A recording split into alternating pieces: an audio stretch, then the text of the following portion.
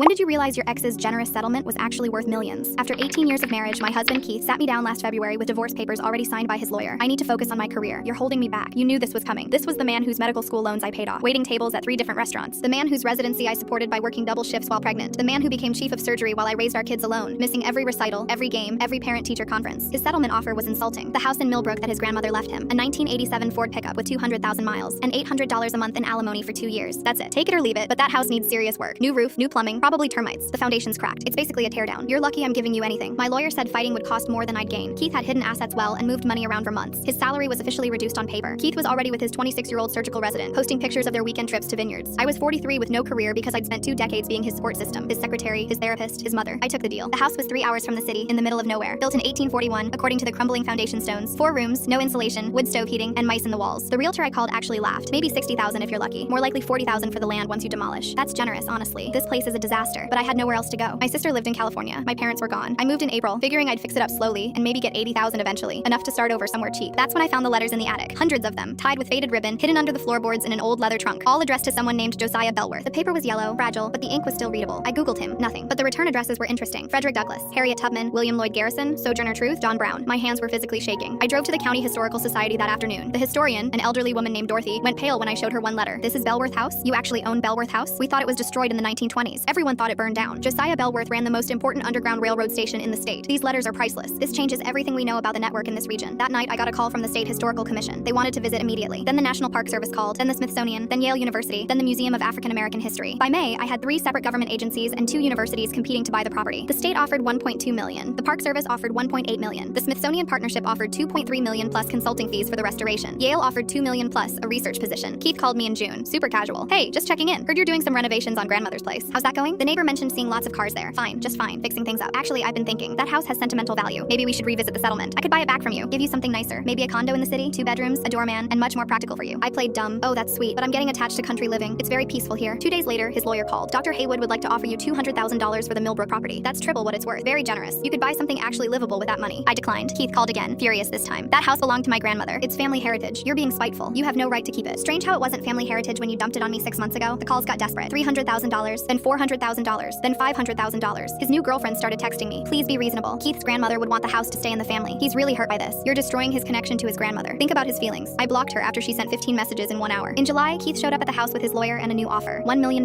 cash, today. The lawyer had the papers ready, the check already written. Sign now and transfer the deed. We can have this done in an hour. We both know why you want this house, Keith. No idea what you mean. The house just has sentimental value. Your cousin told me. The one who works at the Historical Commission. He called you about the letters in March, before you filed for divorce. You knew exactly what you were giving me. Keith's face went red, then purple. Full story on channel, link below.